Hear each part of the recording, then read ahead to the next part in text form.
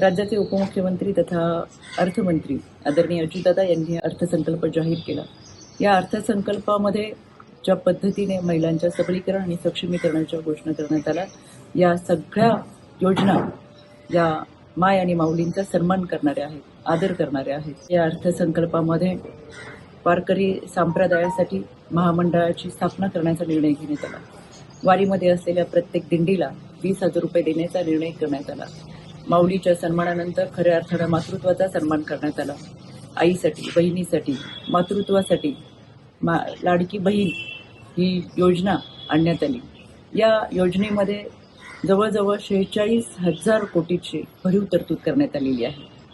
मुख्यमंत्री अन्नपूर्णा योजनेमध्ये प्रत्येक कुटुंबाला वर्षाला 3 मोफत सिलेंडर असेल, पिंक रिक्षा योजना असेल, लखपती योजना असेल, बचत गटांसाठी 15,000वरून 30,000वरती असलेली भरीव तरतूद असेल। या सगळ्या योजनांबरोबर मागील असलेल्या लेक लाडकी योजना, मातृवंदना योजना यासाठी देखील भरीव तरतूद करण्यात आली। एकंदरीत आदरणीय दादांनी मांडलेला अर्थसंकल्प आमच्या महिला भगिनींच्या सबलीकरण आणि सक्षमीकरणाला बळकटी देणारा आहे।